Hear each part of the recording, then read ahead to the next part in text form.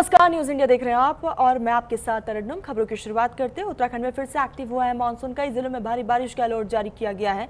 गरज चमक और आकाशीय बिजली की चेतावनी जारी की गई है। पहाड़ों में भूस्खलन का खतरा भी बढ़ चुका है। तो उत्तराखंड में मानसून एक बार फिर से एक्टिव होने जा रहा है। मौसम विभाग ने देहरादून समेत कई जिलों में भारी बारिश, गरज चमक और आकाशीय बिजली को लेकर अलर्ट जारी किया है। पर्वतीय इलाकों में बारिश के चलते भूस्खलन और सड़क बाधित होने का खतरा है। चारधाम यात्रियों से मौसम का अपडेट लेकर यात्रा करने की अपील की गई है। तो वेदर डिपार्टमेंट की तरफ से अलर्ट जारी किया गया है और यात्रियों को लेकर भी एडवाइजरी जारी की गई है। ज़्यादा ज़रूरी ना हो तो घर से बाहर ना निकले और नदियों और नालों से दूरी बनाकर रखें। तो कई इलाके ऐसे जहां जल भराव की वजह से आम जनता की परेशानी, खासतौर पर वाहन चालकों की मुश्किलें बढ़ गई हैं। हालांकि देहरादून में वेदर डिपार्टमेंट की तरफ से कई जिलों को लेकर एक बार फिर से उत्तराखंड में अलर्ट जारी किया गया। फिलहाल उत्तराखंड वासियों को अभी बारिश से राहत नहीं मिलेगी। कई जिलों को लेकर यह अलर्ट है। कहीं पर येलो, ऑरेंज और रेड अलर्ट जारी किया गया है। गरज चमक और के साथ आकाशीय बिजली की भी चेतावनी जारी की गई है।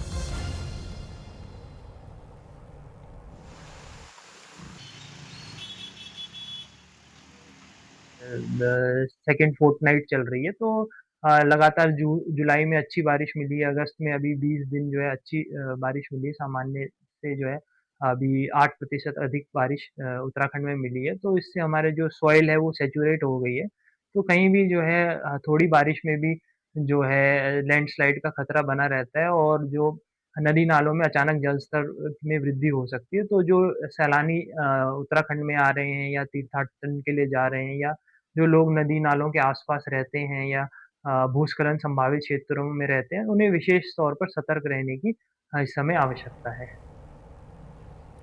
देहरादून में भारी बारिश से तमसा नदी उफान पर है। टपकेश्वर महादेव मंदिर के पास जलस्तर बढ़ा है। मंदिर परिसर के पास पेड़ गिरने से 2 वाहन क्षतिग्रस्त हो गए हैं। पेड़ गिरने से बिजली और यातायात पूरी तरीके से प्रभावित हुआ है। तो देहरादून के टपकेश्वर महादेव मंदिर के पास बड़ा हादसा हुआ है और आपको बता दें कि पुराने आम के पेड़ का बड़ा हिस्सा गिरने से कुछ वाहन क्षतिग्रस्त हुए हैं और बिजली व्यवस्था ठप हो गई है। वहीं तमसा नदी का जलस्तर बढ़ने से कुछ देर संतोषी माता मंदिर का संपर्क प्रभावित रहा। फिलहाल जलस्तर सामान्य है और यातायात सुचारू कर दिया गया है। लगातार बारिश को देखते हुए इलाके में लोगों से सतर्क रहने की भी अपील की जा रही है।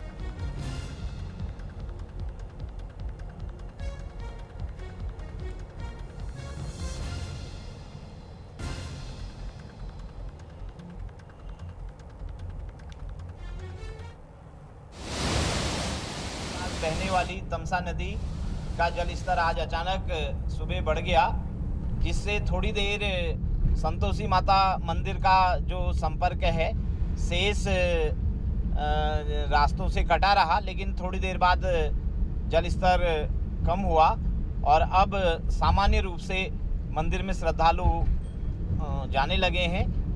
लेकिन सभी श्रद्धालु भक्तों से अनुरोध है, इस समय नदी तटों में बिल्कुल ना जाएं और मंदिरों में दर्शन करें और दर्शन के बाद जो है सीधे आप लोग अपने गंतव्य की ओर जाएं और नदी तटों में बिल्कुल भी न जाएं। उत्तराखंड में बारिश का दौर लगातार जारी है। पहाड़ से लेकर मैदान तक नदी नाले उफान पर हैं। वहीं जलस्तर और भूस्खलन की संभावनाएं लगातार बढ़ रही हैं। आप देख सकते हैं इस वक्त जो हमारी मौजूदगी है ये टपकेश्वर मंदिर के समीप तमसा नदी अपनी रौद्र रूप में है और ऐसे में नदी की धारा को आप देखिए किस तरीके से प्रवाह हो रही है। बड़ा ही खौफनाक ये तस्वीरें इस वक्त दिखाई दे रही हैं। हालांकि मौसम विभाग का कहना है कि लगातार पिछले 3 दिन से हो रही पहाड़ों में बारिश की वजह से मैदानों में इसका सीधा असर दिखाई दे रहा है। ये इस वक्त जो आप देख रहे हैं ये टपकेश्वर मंदिर के समीप तमसा नदी की ये तस्वीरें हैं, जहाँ पर और मौसम विभाग ने एडवाइजरी भी जारी कर रखी है कि कई लोग सेल्फी लेने जाते हैं, चाहे वो यात्री बाहर से चारधाम यात्रा के लिए यात्री आते हैं या फिर पर्यटन वाले यात्री, सभी के लिए एक ही अपील की जा रही है मौसम विभाग के द्वारा। मौसम की जानकारी लेते हुए जरूर आए और नदी नालों की तरफ रिस्क ना लें, सुरक्षित आए, सेफ आए। ऐसे में एनडीआरएफ, एसडीआरएफ प्रशासन की भी जो है बार बार पुलिस के द्वारा भी अनाउंसमेंट किए जा रहे हैं कि नदी नाले या फिर मलिन बस्ती वालों से अपील की जा रही है कि नदी नालों की तरफ न जाए, क्योंकि मौसम का जो रवैया है बड़ा ही बदस्तूर है। जगह जगह से नई नई तस्वीरें सामने आ रही हैं। हालांकि जहाँ इस वक्त मेरी मौजूदगी है ये तमसा नदी की है, जो आपने थोड़ी देर पहले यहाँ पर देखा कि नदी कितना इस टाइम खौफनाक तस्वीरें सामने हैं। प्रशासन बार बार सचेत कर रहा है, अपील कर रहा है कि नदी नालों की तरफ ना जाएं। हालांकि न्यूज इंडिया कुछ तस्वीरें आपको दिखा रहा है कि जहां पर लोग बार बार सेल्फी लेने जाते हैं और बाद में कोई अप्रिय घटना ना घटे, इसको लेकर प्रशासन बार बार सचेत कर रहा है। अपने वीडियो जर्नलिस्ट के साथ अमित रावत, न्यूज इंडिया, देहरादून। काशीपुर में निर्माणाधीन मकान का लेंटर गिर गया है। मलबे में दबने से एक युवक की मौत हो गई है। हादसे में दूसरा भाई गंभीर रूप से घायल है। पुलिस फायर टीम ने रेस्क्यू कर दोनों को बाहर निकाला। तो काशीपुर के लक्ष्मीपुर पट्टी में निर्माणाधीन मकान का लेंटर अचानक से गिर गया। हादसे में मलबे में दबकर 2 सगे भाई घायल हो गए। अस्पताल में एक युवक को डॉक्टरों ने मृत घोषित कर दिया, जबकि दूसरे भाई का इलाज अभी जारी है। पुलिस, फायर और तहसील की टीम ने मौके पर पहुंचकर रेस्क्यू ऑपरेशन चलाया। तो ये बड़ा हादसा हुआ है। काशीपुर में निर्माणाधीन मकान का लेंटर गिरा है। जैसे ही लेंटर गिरता है, अफरा तफरी का माहौल भी देखने को मिला। तुरंत वहां पर प्रशासन की टीम मौके पर पहुंची। घायल को तुरंत अस्पताल पहुंचाया गया। फिलहाल स्थिति काफी गंभीर बनी हुई है। पुलिस और फायर टीम की टीम भी मौके पर मौजूद रही और दोनों को बाहर निकाला गया। तो निर्माणाधीन मकान का लेंटर गिरने से ये बड़ा हादसे में दूसरा भाई गंभीर रूप से घायल है। फिलहाल इलाज जारी है और एक की मौत हो गई है।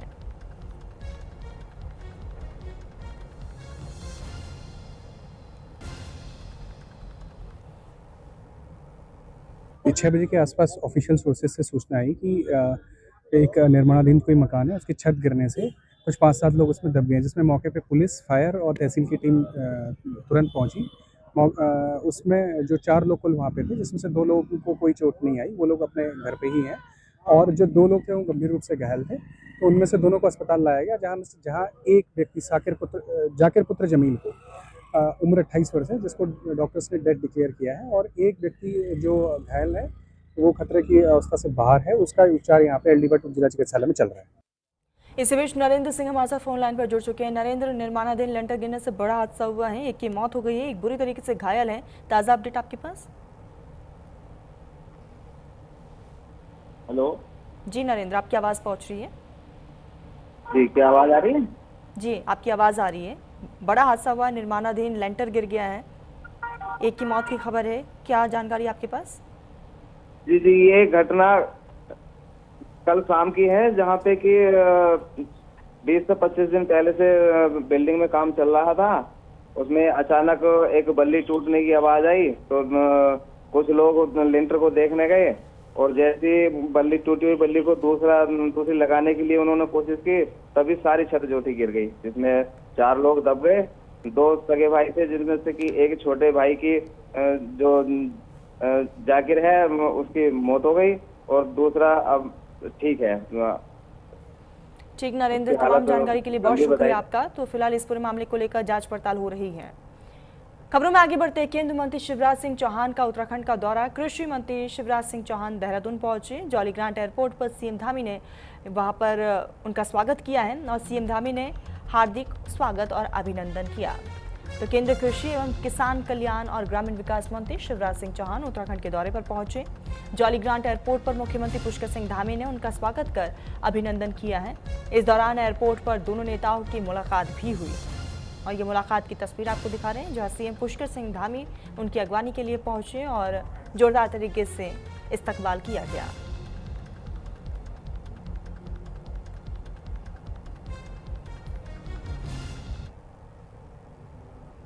हरिद्वार में एक राष्ट्र एक चुनाव पर कार्यक्रम। शिवराज सिंह चौहान और सीएम पुष्कर सिंह धामी इस कार्यक्रम में शामिल हुए। संत समाज ने दिया मार्गदर्शन और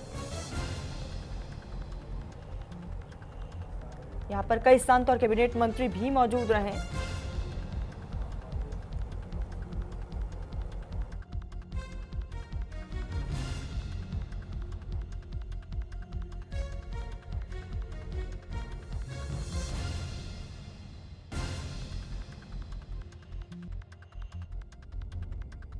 तो आपको बताते चले कि हरिद्वार की श्रीजी वाटिका में एक राष्ट्र एक चुनाव को लेकर कार्यक्रम आयोजित किया गया। तस्वीरें भी आपको दिखा रहे हैं।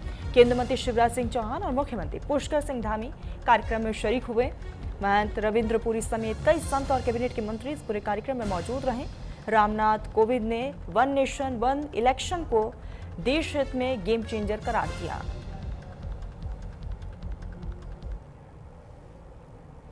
उत्तराखंड में रिवर्स पलायन को लेकर सियासत गर्मा गई है। मुख्यमंत्री पुष्कर सिंह धामी ने दावा किया है कि सरकार की योजनाओं से बड़ी संख्या में लोग गांव लौटकर रोजगार और स्वरोजगार से जुड़ रहे हैं। वहीं यूकेडी ने सरकार के दावे को कागजी विकास बताया है। देवचंद उत्तराखंड यहां पर आरोप है कि पहाड़ों से पलायन कम होने के बजाय और बढ़ रहा है।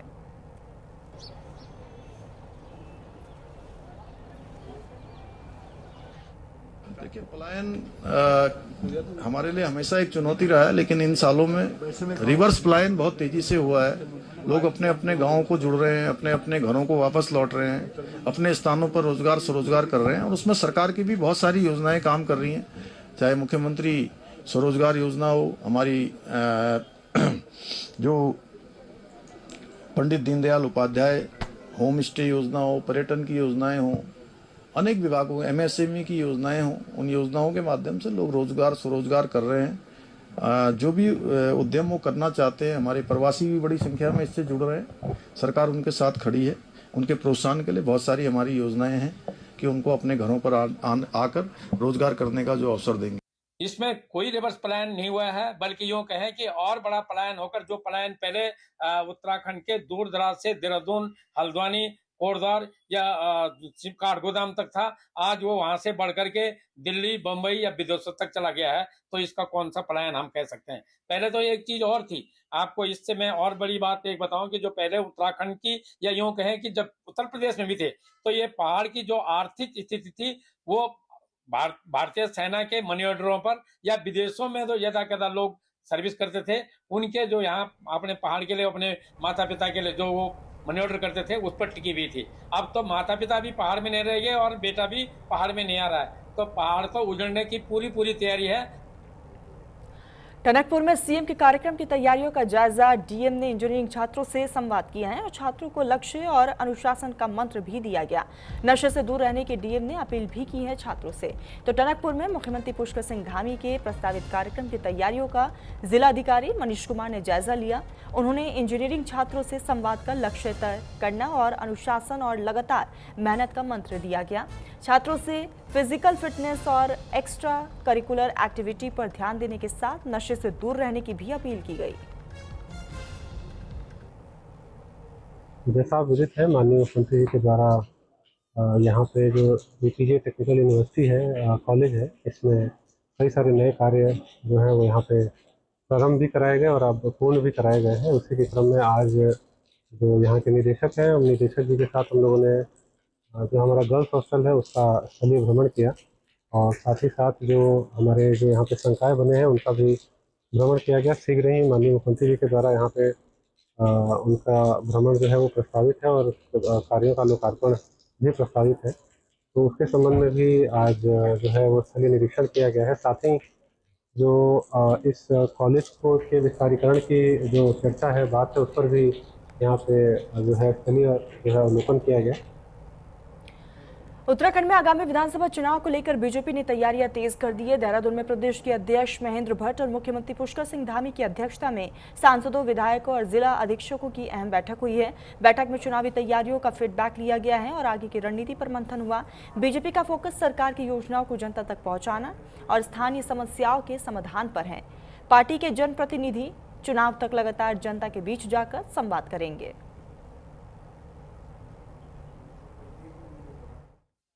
देखिए, भारतीय जनता पार्टी के माननीय प्रदेश अध्यक्ष आदरणीय महेंद्र भट्ट जी ने अभी जो हमारे पार्टी के जो जनप्रतिनिधि हैं, राष्ट्रपति हैं, हमारे मंडल के अध्यक्ष हैं, हमारे जिला अध्यक्ष हैं, उनकी एक योजना बनाई कि उनकी बैठकें माननीय मुख्यमंत्री जी के साथ में और जिला पंचायत अध्यक्ष, उपाध्यक्ष, ब्लॉक प्रमुख की बैठक से लेकर के हमने सभी मंडल अध्यक्षों के साथ संवाद किया, जिलाध्यक्षों के साथ संवाद किया, दायित्वधारियों के साथ संवाद किया और प्रत्येक संसदीय क्षेत्र के माननीय सांसद और उस क्षेत्र के विधायकों के साथ भी माननीय मुख्यमंत्री ने संवाद।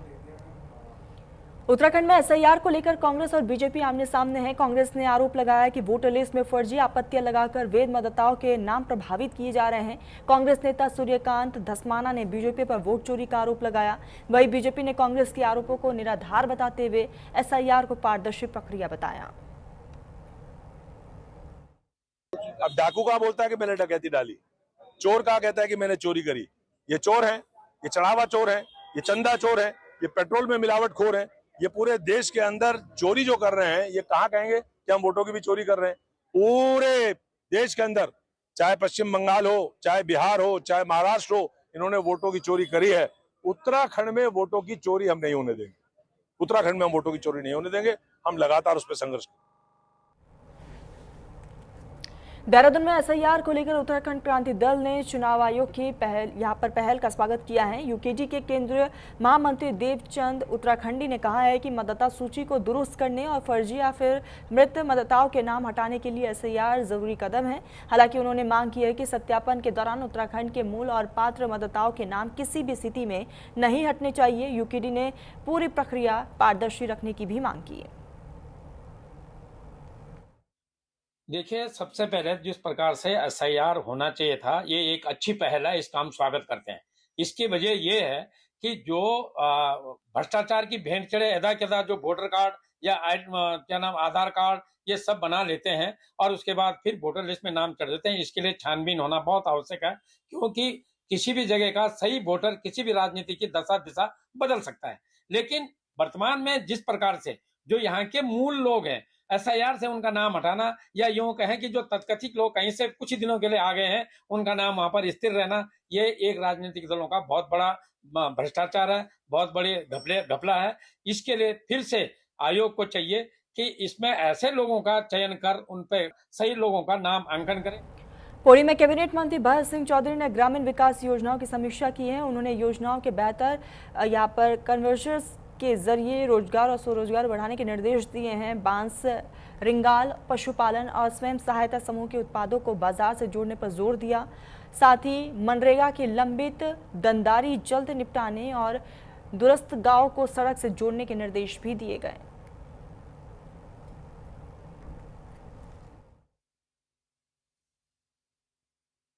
लगभग सभी अधिकारियों की बैठक यहाँ पर ली है और जिस तरह से विभागों ने अपने अपने परफॉर्मेंस यहाँ पर बताए हैं, उनमें से अधिकतर काबिले तारीफ हैं। खास तौर पे ग्राम्य विकास में अच्छा काम हो रहा है।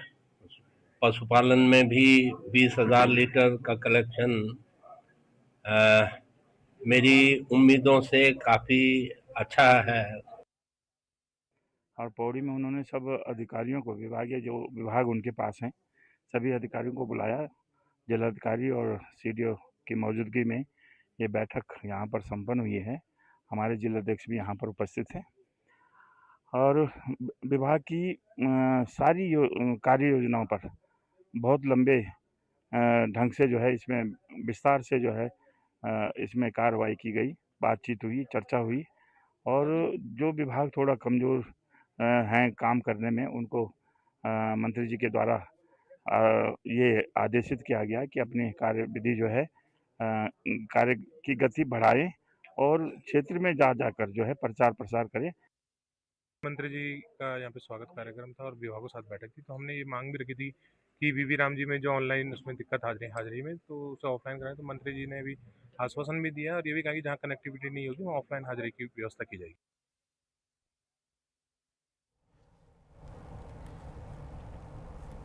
लोहाघाट में पार्किंग को लेकर नगरपालिका और विकास संघर्ष समिति आमने सामने है। समिति ने मीना बाजार की पार्किंग आम जनता के लिए खोलने की मांग की है और पालिका के मुताबिक संचालन के लिए 4 बार टेंडर हुए हैं और लेकिन कोई भी ठेकेदार सामने नहीं आया।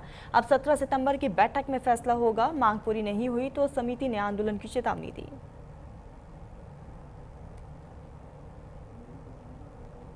जो संघर्ष समिति लोहाघाट बनी है, इसका लगातार मीडिया के माध्यम से हमें भी मालूम चला और हमारे यो फोरम निगी जी द्वारा भी हमें बताया गया कि इस बीच में संघर्ष समिति मिलने आई थी। हमारे बीच में समस्त जो बोर्ड है, बोर्ड के सम्मुख आज पहली बार आई है। इन्होंने अपनी जो समस्या रखी पार्किंग के संबंध में और विस्तार पूर्वक इनको बता दिया गया कि पार्किंग की ये समस्या है और जल्दी ही नगर पालिका डीएम साहब के सहयोग से एक मीना बाजार में ही जो मांग थी इनकी कि गाड़ियां आते रहे जाते रहें, इसको देखते हुए पार्किंग व्यवस्था जल्दी ही करने जा रही है और जो जनता को जल्दी ही समर्पित की जाएगी।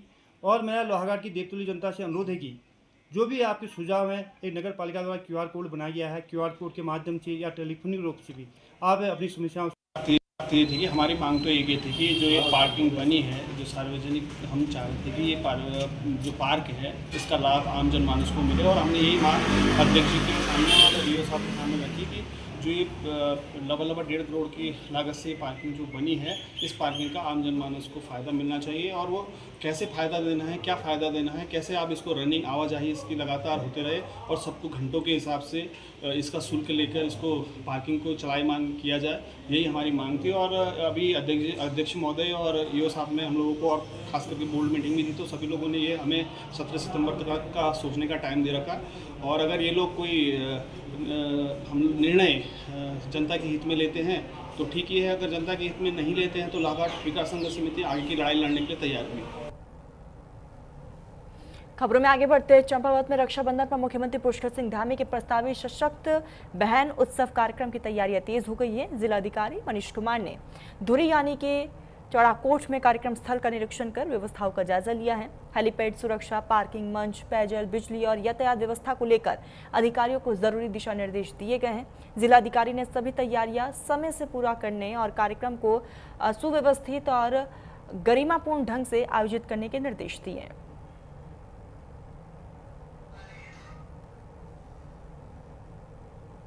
देहरादून में महंगी चीनी और पेट्रोल डीजल की कीमतों को लेकर कांग्रेस ने सरकार पर हमला बोला है। कांग्रेस के वरिष्ठ उपाध्यक्ष सूर्यकांत धस्माना ने महंगाई और एथनॉल नीति को लेकर केंद्र सरकार पर सवाल उठाए। उन्होंने चीनी के बढ़ते दामों को आम जनता पर बोझ बताया और पेट्रोल में एथनॉल ब्लेंडिंग को लेकर भी आपत्ति जाहिर की। कांग्रेस ने कहा है कि महंगाई के खिलाफ आंदोलन को अब पूरे प्रदेश में गाँव, कस्बों और शहरों तक ले जाया जाएगा। थाली से भोजन छीन लिया और प्याली से मिठास छीन ली। पूरे देश में सांप्रदायिकता का जहर फैला करके कड़वाहट फैलाने वाली इस मोदी सरकार ने जो जनता के साथ ये कुठाराघात किया है, ये काबिले बर्दाश्त नहीं है। और अब हम पूरे प्रदेश के अंदर, उत्तराखंड के अंदर हमने आज शुरुआत कर दी है, आगाज कर दिया है महंगी चीनी के खिलाफ और मिलावट वाले पेट्रोल के खिलाफ। ये आंदोलन अब हर पेट्रोल पंप पे, हर पूरे प्रदेश के कोने में, कस्बे में, गांव में, शहर में हम लोग करेंगे। 65 रुपया किलो चीनी, मतलब कोई कल्पना नहीं कर सकता। 20 दिनों में 20 रुपया चीनी का दाम प्रति किलो बढ़ना, ये अपने आप में अजूबा है और ये मोदी सरकार में ही हो सकता है। उत्तराखंड लाइव में फिलहाल बस इतना ही। आप देखते रहिए न्यूज़ इंडिया।